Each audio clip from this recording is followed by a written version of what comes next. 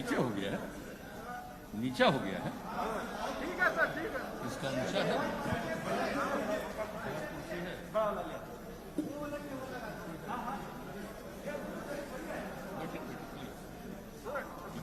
नीचे तुम लोग ना खड़ा हो गया भैया, बैठ जाओ ना भैया।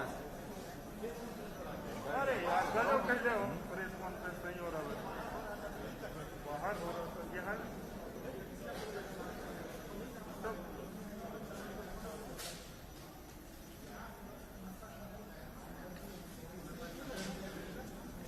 ऊंचा है वो।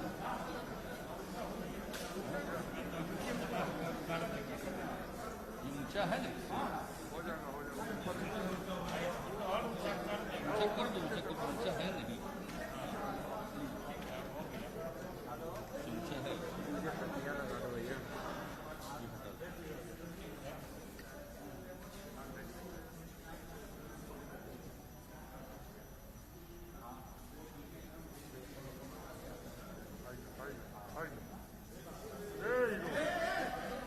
अरे यार अब तो ठीक है ना।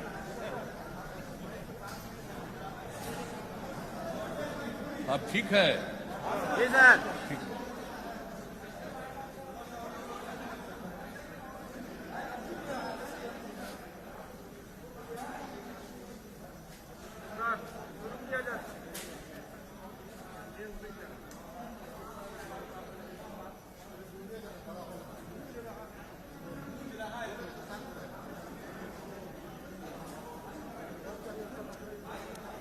है माइक है।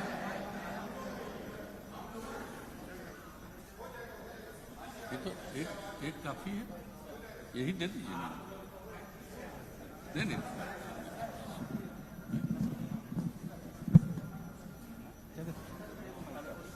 हेलो, हाँ एक से काफी।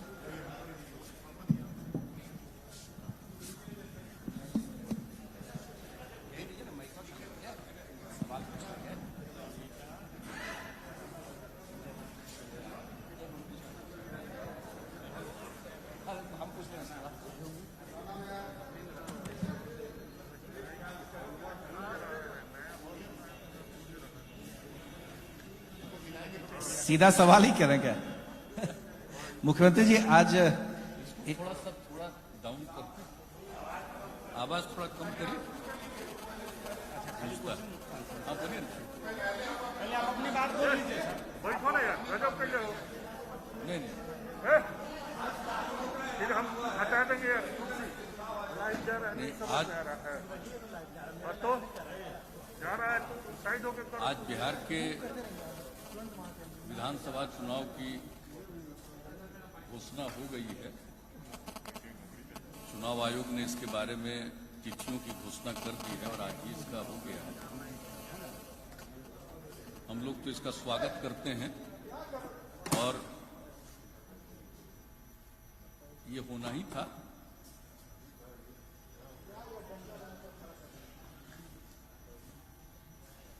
पिछले वर्ष में जो चुनाव जिस दिन ऐलान किया गया था उससे लगभग 15 दिन का फर्क है। और जबकि ये कोरोना वायरस के चलते एक ये भी चर्चा चल रही थी, कुछ लोगों की मांग भी हो रही थी, लेकिन हम लोगों को लगा था कि आखिरकार 5 साल की अवधि है, ये पूरा हो जाएगा तो चुनाव तो समय पर होना चाहिए। लेकिन ये सब कुछ चुनाव आयोग पर निर्भर करता था। चुनाव आयोग ने पूरी तैयारी कर ली, बूथ की संख्या बढ़ा दी, एक बूथ पर 1000 से ज़्यादा वोटर नहीं होंगे और इस प्रकार से अनेक नए बूथ के बारे में तय कर दिया। और आज ये भी तय कर दिया कि 1 घंटा ज़्यादा वोट की अवधि हो जाएगी। तो हर प्रकार से इंतजाम जो कुछ भी इसके मामले में अध्ययन किया उन लोगों ने, यहाँ पर कई मीटिंग्स की, लोगों की राय से भी अवगत हुए हैं। पूरी स्थिति को देख करके उन लोगों ने एक फैसला लिया है। हम लोग तो स्वागत करते हैं और चुनाव तो समय पर ही हो जाएगा, ये अच्छी बात है। और 3 फेज का चुनाव, बीच में कुछ फेज ज्यादा होता था, लेकिन अच्छी तरह हम लोगों को याद है कि पहले तो 3 ही फेज होता था। हम 2005 में जो फरवरी वाला चुनाव हुआ वो तो 3 ही फेज था। तो धीरे धीरे ये फिर हाँ बाद में धीरे धीरे फेज बढ़ता गया, 4, 5, 6, 7 एक अलग बात है, लेकिन 3 फेज का चुनाव तय कर दिया है। और देख रहे हैं कि जो दशहरा और दीपावली है उसके बीच में ही चुनाव हो जाएगा और रिजल्ट भी आ जाएगा, गिनती भी हो जाएगी और रिजल्ट भी आ जाएगा। तो अच्छी बात है, स्वागत करता हूं। होना भी चाहिए समय पर। आज ही एबीपी न्यूज सी वोटर का पोल सर्वे आया है जिसमें जेडीयू बीजेपी की काफी बढ़त है, 160 प्लस दिखाया जा रहा है। क्या आपको लगता है कि आपके अनुमान इतना है या और भी ज्यादा है, या इस बार किन मुद्दों पर चुनाव हो रही है? देखिए, हम तो हमेशा कहते हैं जनता मालिक है। जनता को तय करना है कि उसको किसको मौका देंगे, किन लोगों को मौका देंगे, तो जनता मालिक है। लेकिन अब तक जो हम लोगों ने देखा है, जनता की जो इच्छा है, जो रिस्पॉन्स है, जो 2005 से हम लोगों को मौका दिया है और हम लोगों ने जो काम किया है, तो उसके बाद तो आप देख रहे हैं कि हर बार चाहे किसी भी प्रकार का ओपिनियन या बहुत लोगों की राय आती रही है, लेकिन अंततः तो जनता को भरोसा है और अब तक काम किया है। जनता फिर भरोसा देगी तो काम करते रहेंगे और आगे भी जो काम करने के बारे में हम सोच रहे हैं, अगर आपको चाहिएगा तो भी हम बताएंगे, लेकिन वो संक्षेप में बताएंगे, फिर उसका तो डिटेल जानकारी देंगे। एक तो आप लोग जान रहे हैं कि हम लोगों ने जो कुछ भी पहले कहा, जो कुछ भी हम लोगों ने चुनाव के पहले जिन योजनाओं के बारे में बताया कि हम लोग इस पर काम करेंगे, और चुनाव के बाद जिस तरह के कार्यक्रमों के बारे में हम लोगों ने सरकार बनने के बाद ऐलान किया, उस पर तो हमेशा उसका अनुपालन करते रहे हैं, उसको क्रियान्वित किए हैं और उसका नतीजा देख लीजिए, चाहे वो शिक्षा का क्षेत्र हो, स्वास्थ्य का क्षेत्र हो, आधारभूत संरचना का क्षेत्र हो, राज्य की पूरी आमदनी का क्षेत्र हो, लोगों की आमदनी का मामला हो, हर चीज में वृद्धि हुई है।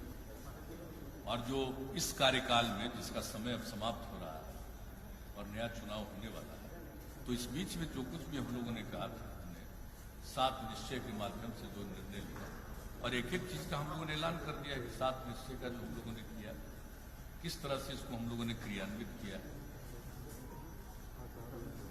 और उसके बाद जो कुछ भी है और जो काम है, बहुत सारे काम हो गए, काम प्रारंभ हो गए, बहुत सारा काम पूरा हो गया, प्रोसेस में पूरा हो गया। जैसे हम लोग इंस्टीट्यूशन बनवा रहे हैं, हर जिले में इंजीनियरिंग कॉलेज, पॉलिटेक्निक संस्थान, जीएनएम संस्थान, पैरामेडिकल संस्थान, ये सब बनवा रहे हैं, और महिला आईटीआई, हर अनुमंडल में आईटीआई, तो इस तरह से, और एएनएम संस्थान, ये सब काम कर रहे हैं। तो बड़े पैमाने पर सब काम शुरू हो गया और बिल्डिंग का भी कंस्ट्रक्शन बहुत जगह हो चुका है, अनेक जगहों पर हो रहा है।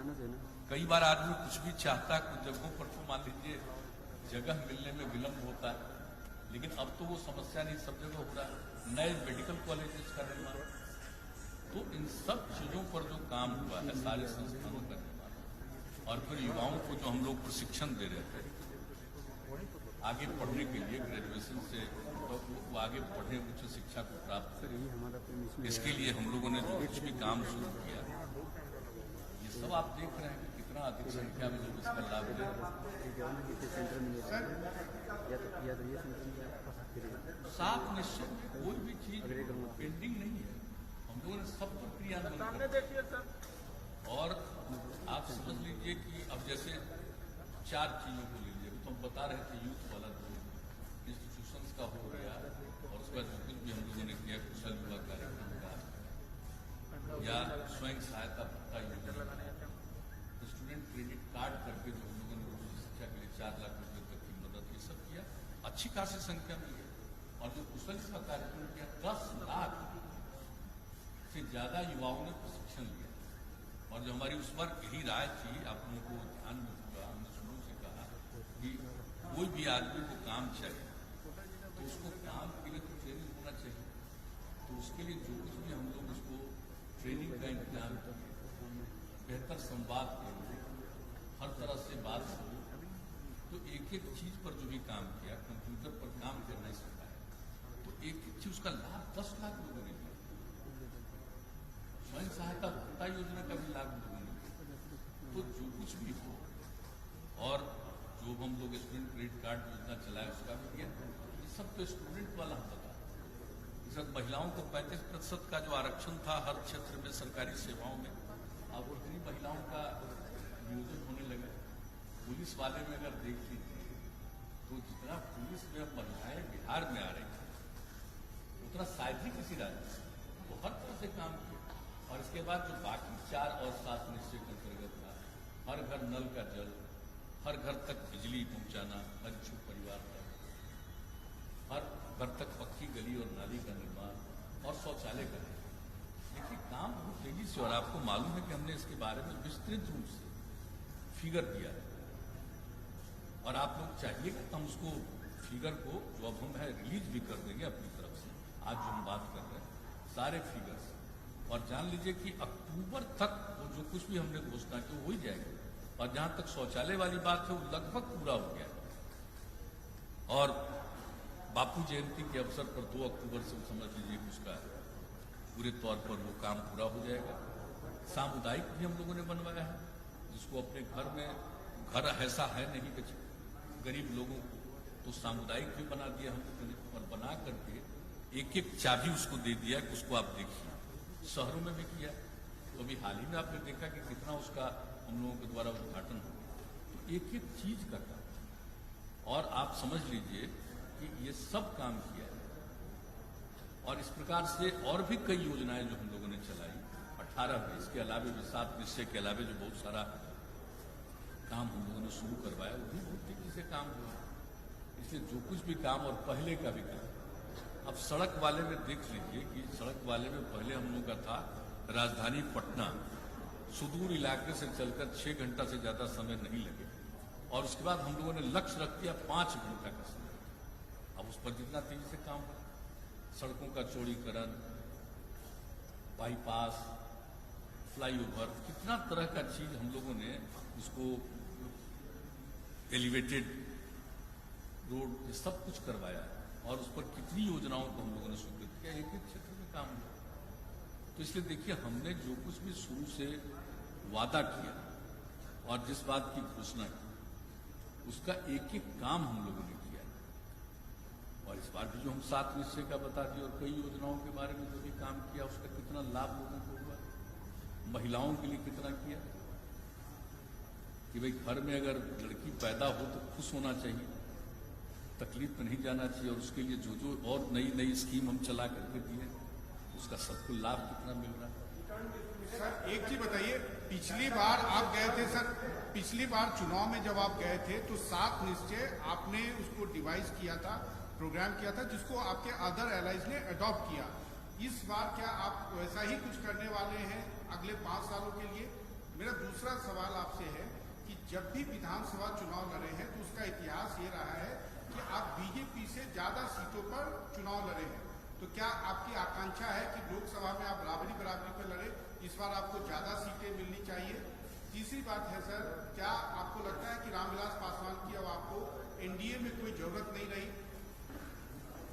देखिए आपने जो पहला प्रश्न किया कि जैसे पिछली बार 7 निश्चय पर चले तो आगे आपका क्या है, ये बहुत ठीक आपने पूछ दिया। हम आपको बता देते हैं कि जैसे पिछली बार हम लोगों ने 7 निश्चय जो पहला चलाया, वो पहला 7 निश्चय, अब अगर मौका मिलेगा तो दूसरा 7 निश्चय के बारे में हमने सोच लिया। उसी तरह से योजनाएं सब लोगों के लिए 7 निश्चय 2, 7 निश्चय 1, उस पर तो हम क्रियान्वित कर दिए।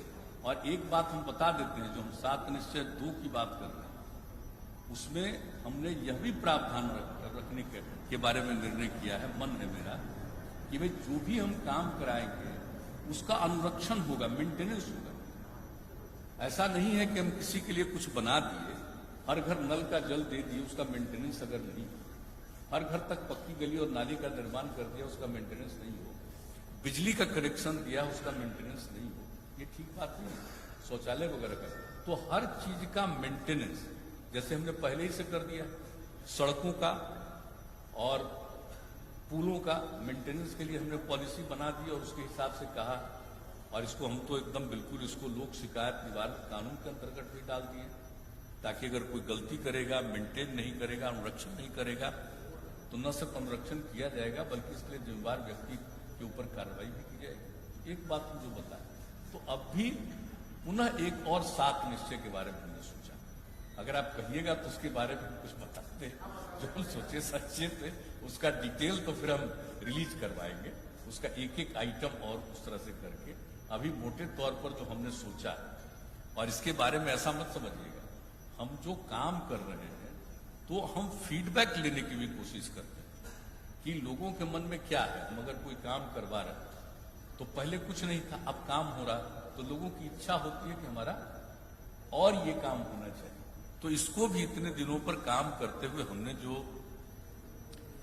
आकलन करने की कोशिश की और एक तरह से कहिए कि उसके बारे में फीडबैक लेने की कोशिश की, तो उसके बाद अब मेरे मन में आया कि साहब हम लोगों को पुनः एक और 7 निश्चय, इसके बाद दूसरा फेज 7 निश्चय का हम लोगों को शुरू करना है, और हम लोगों को सक्षम बिहार, स्वावलंबी बिहार, सक्षम बिहार, स्वावलंबी बिहार, और इसके लिए 7 निश्चय, दूसरा 7 निश्चय सेकेंड फेज शुरू करेंगे।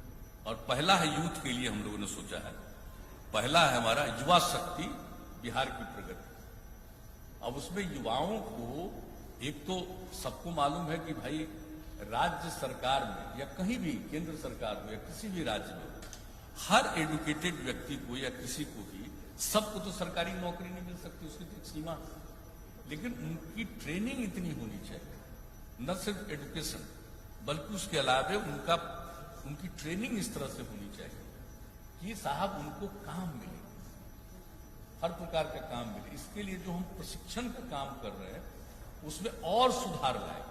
जो नई टेक्नोलॉजी है उसके बारे में, जैसे हमने कहा कि भाई कंप्यूटर पर काम करना सीखिए, तो प्राइमरी चीज थी, अब इसको बढ़ा करके यानी नई टेक्नोलॉजी के हिसाब से उनको पूरे तौर पर ज्ञान हो और इतनी उनको जानकारी हो कि उनको कोई ना कोई काम जरूर मिले, और उनको और भी बेहतर हम एजुकेशन इस प्रकार से दें कि वो पूरे तौर पर अपनी पढ़ाई करने के बाद उनको और बेहतर प्रशिक्षण हम दें। एक तो उसका ये काम होगा कि संस्थानों में हम गुणवत्ता बढ़ाएंगे ताकि और बेहतर उनकी पढ़ाई हो जाए, और उसके ऊपर बाद में ट्रेनिंग दिया जाए। हर जिले में मेगा स्किल सेंटर, मार्गदर्शन, नई स्किल में प्रशिक्षण, जिसका हम जिक्र कर रहे हैं, उस तरह का कुछ करेंगे। हर प्रमंडल में टूल रूम, स्किल एवं उद्यमिता हेतु नया विभाग बनाएंगे, यानी लोगों का स्किल करना, उद्यमिता को बढ़ावा देना, इसके लिए एक अलग डिपार्टमेंट हम लोग बनाएंगे। ITI और पॉलिटेक्निक सहित सब में नया विभाग में सब, यानी उसमें ITI को भी डालेंगे, पॉलिटेक्निक इंस्टीट्यूशंस को भी डालेंगे। जितने प्रकार का हम प्रशिक्षण करते हैं इन सब लोगों को बेहतर प्रशिक्षण के लिए एक डिपार्टमेंट बनाएंगे। स्किल एवं उद्यमिता हेतु नया विभाग, एक विभाग बना करके, और उसके माध्यम से इस तरह से लोगों को एडुकेशन के अलावे उनका प्रशिक्षण हम पूरे तौर पर करें ताकि उनको काम मिल सके या खुद भी अपना कुछ काम कर सके और लोगों को भी काम में शामिल कर सके। तो इस तरह का हम लोग करना चाहते हैं। और अगर कोई उद्यमिता विकास के लिए काम करेगा, आपको मालूम है नई हम लोगों ने औद्योगिक नीति भी बना दी, उद्यमिता के विकास के लिए हम लोग मदद देने का भी निर्णय कर लिए। लेकिन जो उद्यमिता विकास जो करेगा, कोई भी काम करना चाहेगा, किसी भी प्रकार का उद्यम, कोई नया यूथ, तो उनको हम मदद करेंगे। उसको जितना इन्वेस्टमेंट होगा किसी भी काम में, तो मिनिमम 50%, 3 लाख रुपया या 50% जो भी उसके लिए जरूरी है, उस तरह का हम उसको उद्यमिता के काम के लिए मदद करेंगे। हम लोगों का पहले से भी है, अनुसूचित जाति, जनजाति और अति पिछड़े वर्ग के लिए तो हम लोग उद्यमिता के लिए दे रहे हैं मदद, लेकिन ये किसी के लिए भी, कोई भी वर्ग का हो, कोई भी स्टूडेंट, कोई भी यूथ हो, हर किसी को हम लोग, अगर वो चाहेगा कोई काम करना, तो इसमें हम इस तरह का मदद करेंगे। एक तो यूथ के लिए ये हुआ, हालांकि उसका और डिटेल हम जारी करेंगे ताकि एक एक चीज का, चाहे अगर टेक्नोलॉजी की बात है तो क्या क्या टेक्नोलॉजी किस किस स्तर पर उनको सिखाएंगे, ये सब हम डिटेल जारी करें, लेकिन मोटे तौर पर हमने बता दिया यूथ के लिए युवा शक्ति बिहार की प्रगति के नाम से पहला आइटम, और दूसरा महिलाओं के लिए सशक्त महिला सक्षम महिला, सशक्त महिला सक्षम महिला। महिला की सशक्तता के लिए जो हम लोगों ने आज तक काम किया, 50% का आरक्षण देना, कितना बड़ा जीविका समूह बना, आप सोच लीजिए। जो हमारा लक्ष्य था कि 10 लाख बनेगा, 10 लाख से भी ज्यादा, 1 करोड़ 20 लाख से भी ज्यादा महिलाएं उसके साथ जुड़ गई। तो ये सब काम तो हम लोग कर ही रहे हैं महिलाओं के लिए, लेकिन इसके अलावे भी महिला उद्यमिता हेतु विशेष हम लोग सहायता देंगे। यानी जिस तरह से हमने अनुसूचित जाति, अनुसूचित जनजाति, अति पिछड़े वर्ग के लिए जो किया था कि 10 लाख रुपए तक की मदद, 5 लाख रुपए का ग्रांट देंगे उनको, और 5 लाख रुपया उनको ऋण देंगे, और किसी प्रकार का उसमें टैक्स नहीं लगेगा। तो ये जो हम लोग किया, अब यही किसी भी महिला के लिए, कोई भी महिला चाहेगी तो उनके लिए हम एक महिला उद्यमिता हेतु विशेष योजना, इसी तर्ज पर एक योजना बनाएंगे, जिसका विस्तृत हम जारी करेंगे। उच्चतर शिक्षा हेतु प्रेरित करने के लिए, अब आप जानते हैं कि हमने महिलाओं के लिए किया है, ताकि भाई महिला हो, लड़की पैदा हो तो लोग खुश हो। तो हमने क्या किया था कि भाई इंटर पास करेगी, 12वीं कक्षा पास करेगी, अविवाहित, तो आप जानते हैं हम लोग इसको देखते हैं कि किसी को विवाह कम उम्र में नहीं हो, तो उस सब के लिए काम करते हैं। तो जाकर कोई 12वीं कक्षा पास करेगी तो उस समय उसकी उम्र 18 साल नहीं होती। इसलिए हम लोगों ने क्या कहा था पहले कि जो इंटर पास करेगी, 12वीं कक्षा पास करेगी, उसको हम लोग मदद करेंगे कितना, 10,000। और अगर कोई भी उस विवाहित भी हो जाएगी, स्वाभाविक है, ग्रेजुएशन कर ले, तब उनको हम 25,000 रुपये दे रहे हैं। अब हमने तय कर, अब अगली बार आपके लिए तय कर दिया है कि भाई कोई भी लड़की इंटर कर लेगी तो उसको 25,000 रुपया दें आगे की, और अगर ग्रेजुएशन कर लेगी तो 50,000 रुपया दें हर महिला की, हर लड़की की। तो ये भी हम लोगों का है सक्षम महिला के लिए, सशक्त महिला सक्षम महिला। और क्षेत्रीय प्रशासन में आरक्षण के अनुरूप महिलाओं की भागीदारी बढ़ाई जाएगी। देखिए, सिर्फ नौकरी देना नहीं का मतलब, जहां भी जिस लेवल पर होता है, जैसे अब मान लीजिए थाना, जैसे ब्लॉक, अंचल, सब डिवीजन, जिला, ये सब जगहों पर हम जैसे महिलाओं को रिजर्वेशन दे रहे हैं, उसी तरह से ये इंश्योर्ड होगा कि सारे इस प्रकार की जगहों पर महिलाओं का रिप्रेजेंटेशन पूरा होना चाहिए। तो ये हमारे अगले 7 निश्चय का द्वितीय 7 निश्चय का ये हमारा है, महिलाओं के लिए इतना करने का। और उसके बाद आप जानते हैं, तो पहले ही से कह चुके हैं, एक और हर खेत में सिंचाई के लिए पानी पहुंचाए, ये हम पहले से बोल रहे हैं। आप जान रहे हैं, इस साल के हम शुरू से बोल रहे हैं, उस समय कोरोना वगैरह नहीं आया था, तब से ही हम बता रहे हैं कि हर खेत में सिंचाई के लिए पानी पहुंचाएंगे, ये एक हमारा निश्चय। ये तीसरा हो गया। चौथा, स्वच्छ गांव समृद्ध गांव।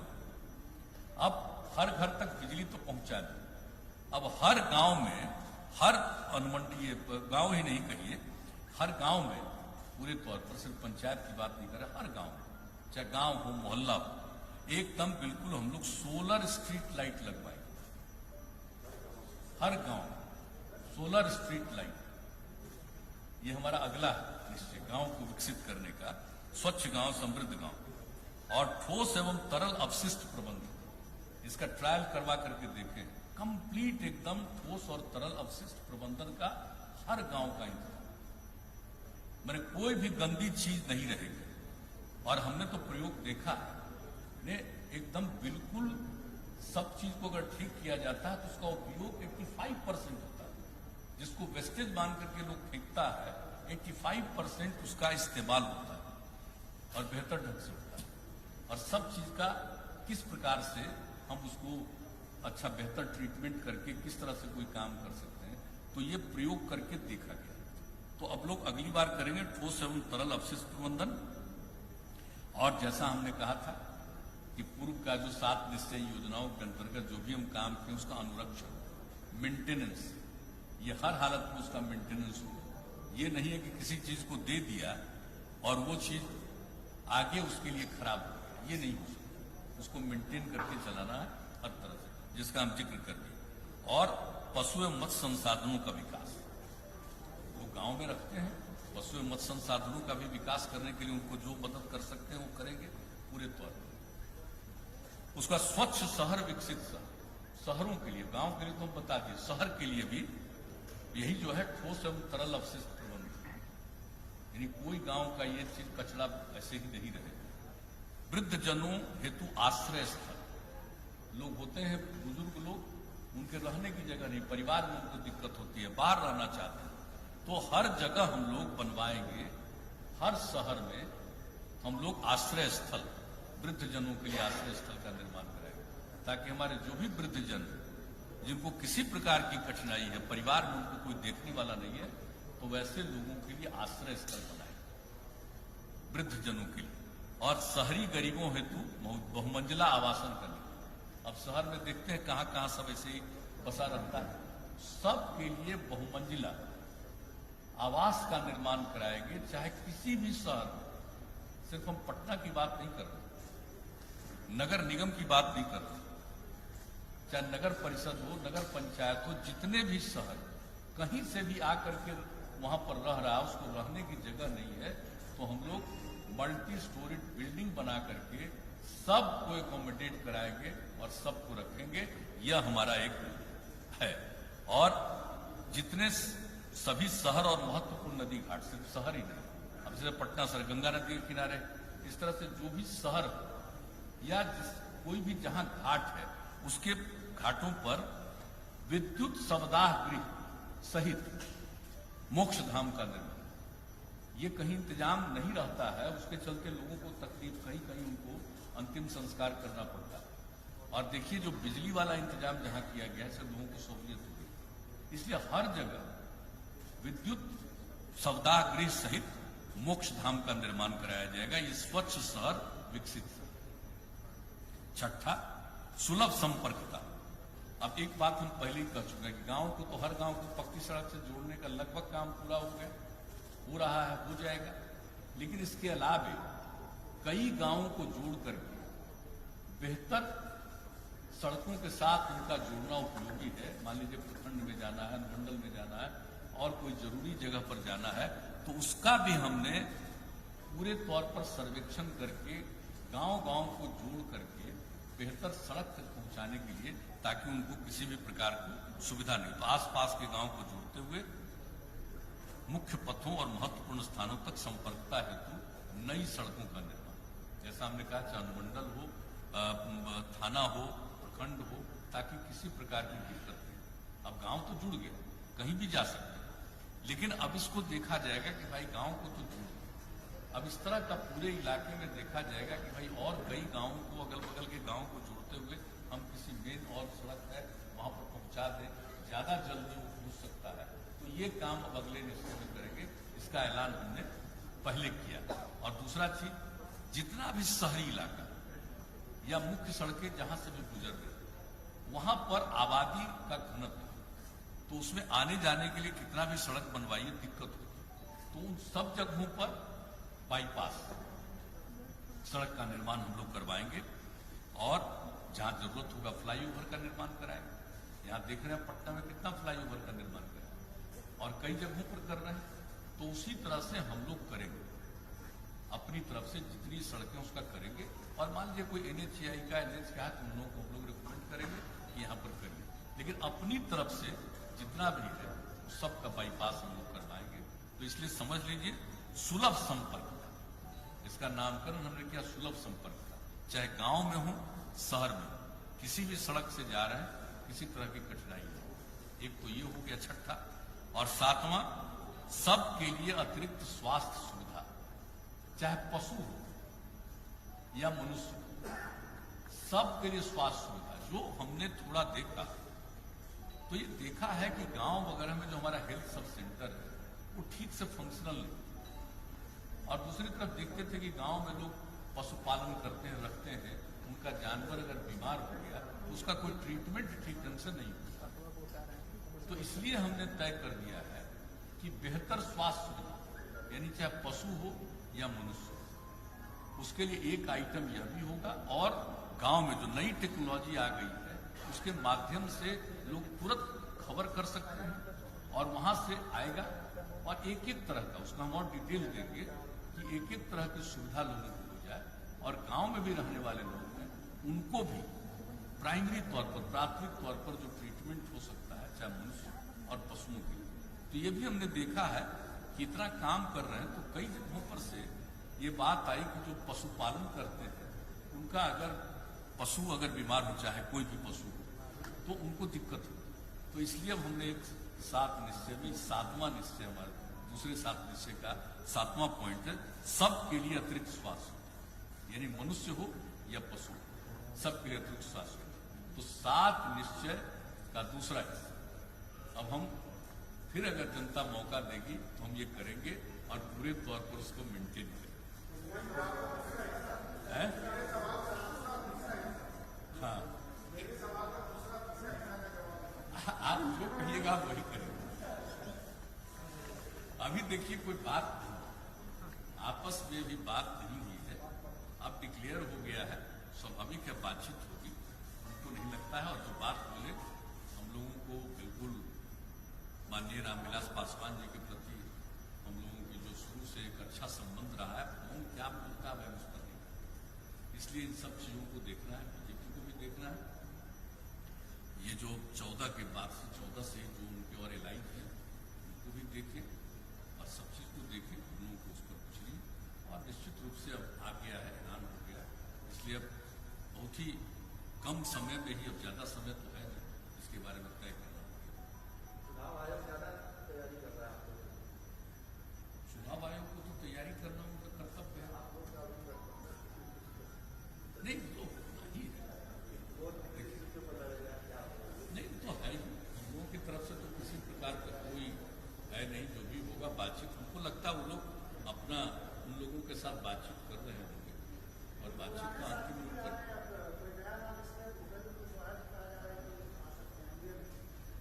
उनकी तो जानकारी नहीं, लेकिन श्री जीतन राम मांझी जी तो फिर वापस हो गए, उनके साथ जो बातचीत हुई बीजेपी ने ही कहा था हम लोगों को कि अगर वो हो, और उनसे जो बातचीत हुई तो वो तो पूरे तौर पर फिर आप हो गए हैं एनडीए के साथ।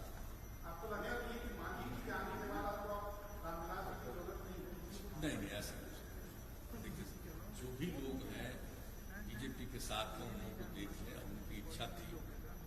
अब जो बीजेपी के साथ थे हम लोग को अलग थे पिछले चुनाव में, तब उसमें से मान लीजिए 2 चले गए, 1 आ गए, अब एक और का जो भी हो तो बीजेपी को समझते बीजेपी बातचीत कर रही है।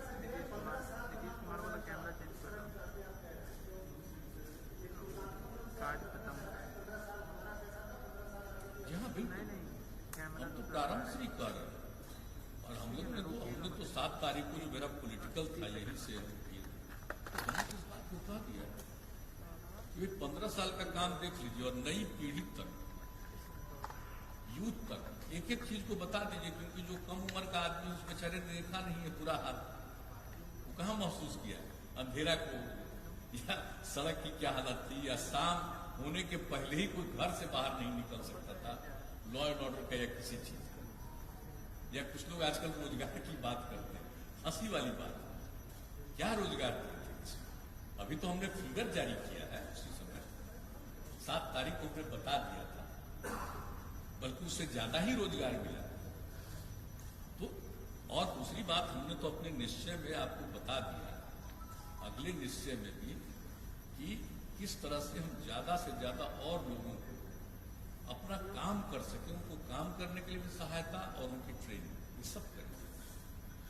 तो देखिए कुछ लोगों की तो आदत है, कुछ बोलते रहते हैं, ठीक है, कोई जो चाहे वो बोले, उससे हम लोगों को कोई मतलब नहीं। लेकिन आज तक हम लोगों का जो काम है लोगों ने देखा है, भाई हम काम करते हैं, हम कहाँ बिना मतलब किसी के साथ उलझते हैं, हमको जाना रहता, हम लोगों के बीच में जाते हैं और सीधे उनके साथ संवाद स्थापित करते हैं काम। और हम तो बराबर कहते हैं कि भाई हमारा काम है सेवा करना, और हम तो हमेशा कहते हैं कि लोगों ने सेवा का मौका दिया तो सेवा करना ही हमारा धर्म है। तो सेवा का अवसर देते हैं, उनकी सेवा करना ही मेरे लिए धर्म है, हम वही सेवा करते हैं। तो हम लोगों को तो और कोई तो मन में कोई दूसरी बात रहती नहीं। और जनता मालिक है, और हम तो एक बात कहते हैं बार बार, अभी हाल ही में हमने कहा और शुरू से भी हम कहते हैं, मेरे लिए तो पूरा बिहार परिवार एक परिवार, और हम सब एक परिवार के सदस्य हैं पूरे बिहार के। और कुछ लोगों को होता है पत्नी बेटा बेटी वही परिवार, हमारे लिए तो पूरा बिहार परिवार है। चाहे वो मत माने, हम सबको मानते हैं कि परिवार के सदस्य। तो हम लोग का तो विचार अलग किस्म का, इसलिए हम तो उसी के हिसाब से चलते हैं। और बाकी तो जनता मालिक है, वो काम करने का मौका देगी तो हम काम करेंगे, नहीं तो हमको क्या है, हम तो सेवा ही करते हैं ना, कोई दूसरा तो है नहीं। मेरा निजी न कोई स्वार्थ है, न मेरा कोई निजी कोई हित में कोई काम करना, हमको तो कुछ है ही नहीं। हम तो लोगों के हित में काम करते हैं, मेरा व्यक्तिगत तो कोई ख्वाहिश है नहीं।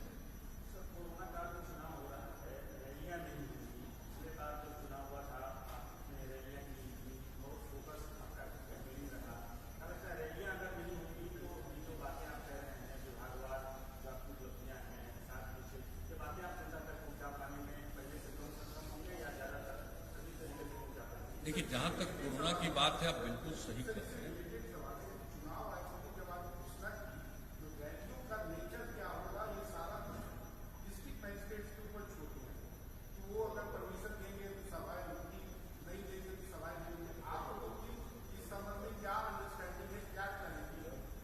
नहीं, देखिए, चुनाव आयोग ने जो कुछ भी कहा, हम तो आज टूर में थे, रास्ते में थे, हम तो उसको आज जाएंगे लौटेंगे, रात में तो हम देखेंगे।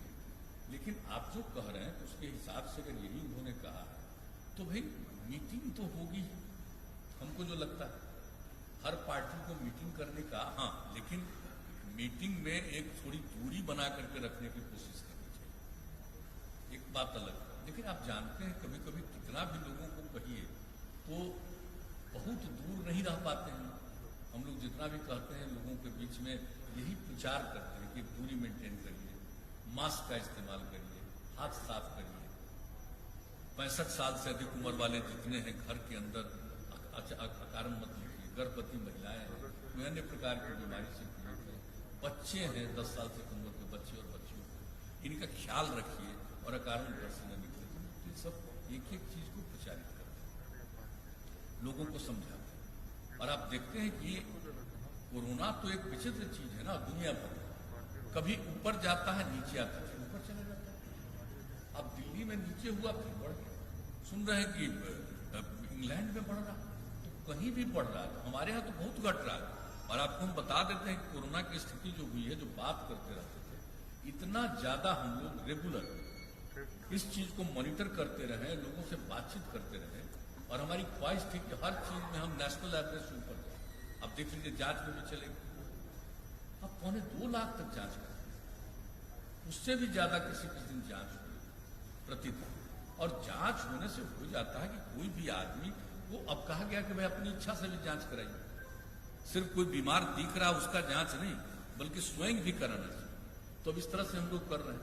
तो 10 लाख वाले पर जो है, जो पहले कहा जाता था बिहार में कुछ नहीं, आज की क्या स्थिति, 10 लाख की आबादी पर बिहार में जांच जो हो गया हो 50,232, 10 लाख की आबादी पर औसत 50,232, सॉरी 50,232, 50,232 10 लाख।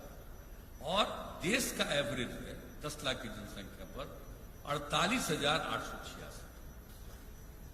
देश का एवरेज है 10 लाख की जनसंख्या पर जांच का 48,886, और हम लोगों के बिहार का बढ़कर के हो गया 50,232। अब इतना हम लोग जांच करवा करके लोगों को अलर्ट कर रहे हैं, और आप जान रहे हैं कि अब 91% से भी ज्यादा लोग ठीक हो गए हैं। लेकिन फिर भी हम लोगों को कहते रहते हैं कि भाई हम लोग कर रहे हैं, और हर प्रकार का इस्तेमाल, 3 तरह का सिस्टम भी बना करके रखे हैं लोगों के ट्रीटमेंट के लिए।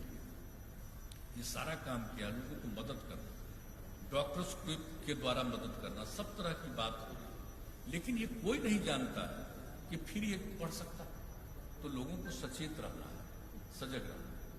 तो कोरोना वाले में तो जितना भी हो उसके लिए एक आम तौर पर करना चाहिए उसका ख्याल। लेकिन जब चुनाव होगा तो लोग तो जनसंपर्क करेगा ही ना, लोग तो जाएंगे ही ना जनसंपर्क करने।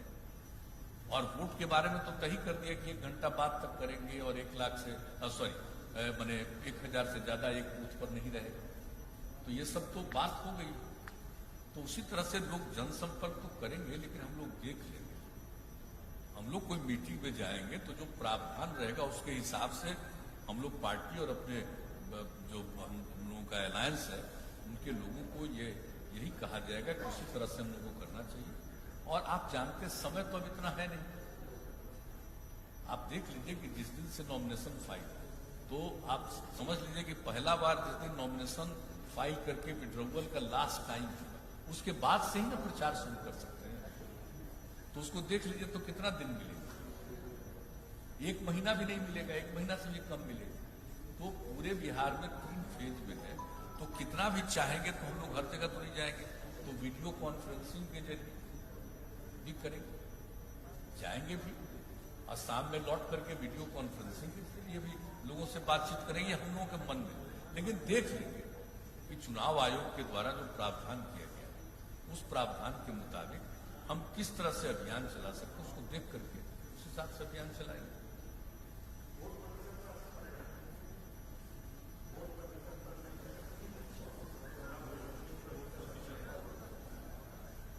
देखिए, हमको लगता नहीं है कि उतना ज्यादा कोई वोट प्रतिशत पर असर पड़ेगा, क्योंकि एक ऐसी चीज है ना कि चुनाव का जब कैंपेन शुरू हो जाएगा और इसकी बात शुरू होगा तो लोग जाएंगे। क्योंकि हम जो देखते हैं कहीं भी जाते हैं तो लोग कितने लोग दिख जाते हैं, तो ऐसा नहीं है कि लोग कन्फाइंड रहेगा, हमको नहीं लगता। हमको लगता है कि जरूर लोग वोट देंगे और ठीक ही रहेगा वोट का प्रतिशत भी। मेरी अपनी समझ जो है, लोगों को जितना हम आज तक समझते हैं और जिस तरह से जो भी हमारा अपना अनुभव है, हालांकि ये तो एक बिल्कुल विचित्र चीज है, ऐसा तो दुनिया में कभी था ही नहीं, इस तरह की कोई बीमारी और ऐसा कोई चीज, तो एक तो पृथक स्थिति है। लेकिन फिर भी जो मुझको लगता है कि कैंपेन भी होगा और वोटर के रूप में लोग पार्टिसिपेट भी।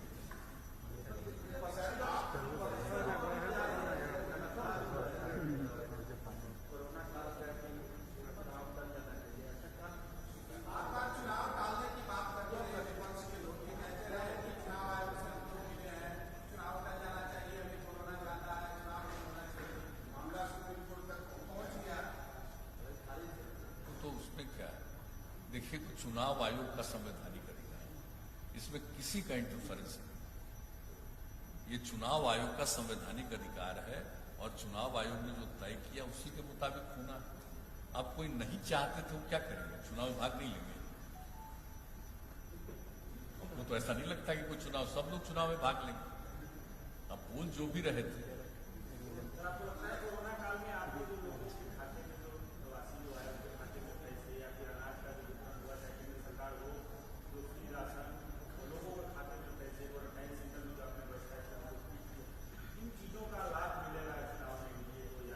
लोग तो अपना कर्तव्य निभाते हैं।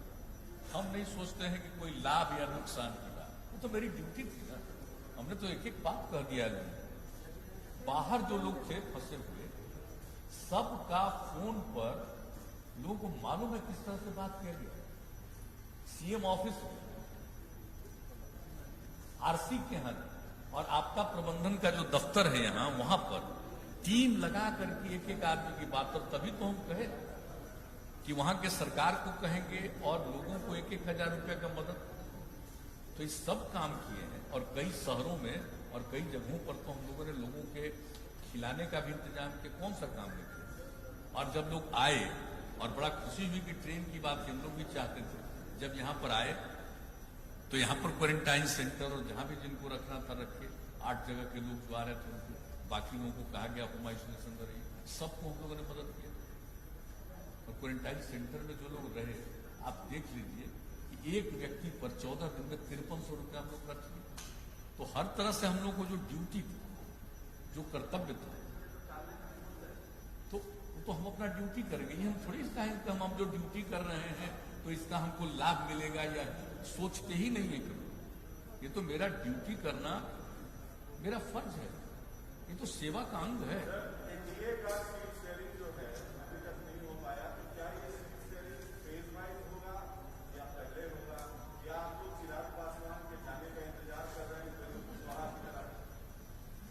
नहीं, ऐसा होने का विचार हमको लगता है कि जल्दी से जल्दी हो ही जाएगा, जल्दी से जल्दी हो ही जाएगा। सर, आप कह रहे हैं कि बिहार में काफी विकास हुआ है, प्रधानमंत्री आपकी लगातार तारीफ कर रहे हैं, लेकिन ये विकास जो है कि चिराग पासवान को दिखाई नहीं देता।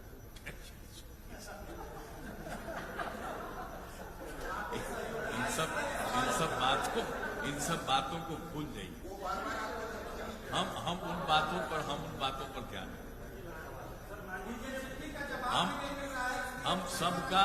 हम सबका सम्मान करते हैं। जो हमारे साथ एलाई होंगे उनका भी सम्मान करते हैं, और जो हमारे विरोधी हैं उनका भी हम सम्मान करते हैं।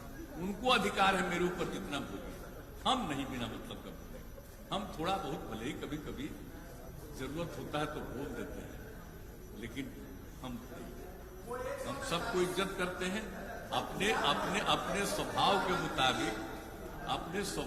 मुताबिक या अपनी आदत के मुताबिक, या कोई एडवाइस देता होगा तो उसके सलाह पर कुछ बोलना, कुछ कहना, कुछ ट्वीट करना, ये लोगों का अपना काम है, उससे हमारा कोई लेना देना नहीं।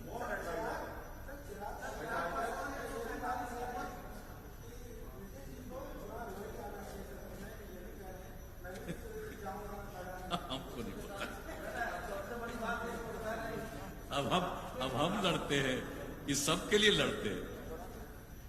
हम जहां हैं, जिस अलायंस में है, पूरे अलायंस के लिए ही हम लड़ते हैं।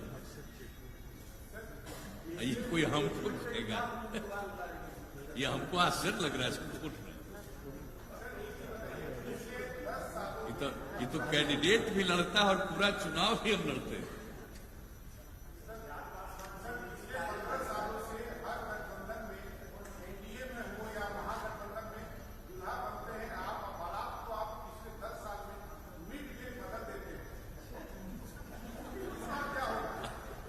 उस सबका तो उस समय बताए थे। अब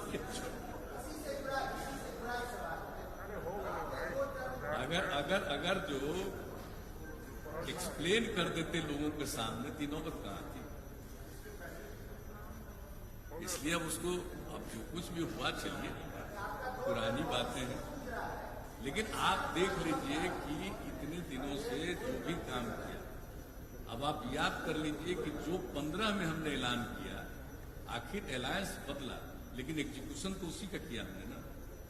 तो जो हम सब लोगों के, पूरे देश, पूरे बिहार के लोगों के सामने, जनता नहीं है, इनको अपना मालिक मानते हैं, उनके खिदमत में जो हम बात कहते हैं कि हम ये करेंगे, हम तो वही करते हैं। आप देख लीजिए कभी भी, आप सब लोगों को ज्यादा बेहतर मालूम, ऐसा थोड़ी कि नहीं मालूम। तो जो हम कहते, आज भी जो हम कह रहे हैं, अगर मौका मिलेगा तो इस सब चीज को तो जरूर करेंगे, और इसके अलावा और कोई आवश्यक होगा उसको भी करेंगे।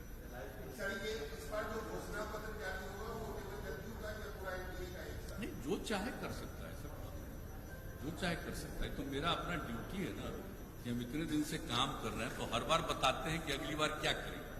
तो अगली बार जो मेरे मन में बात है उसका हम ऐलान कर रहे हैं, ऐलान कर दिया। इसके अलावा भी और कोई काम होगा तो भी करना है। हो गया।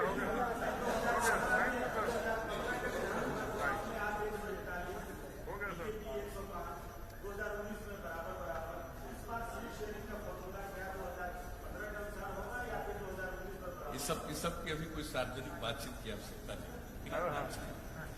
Thank you. धन्यवाद।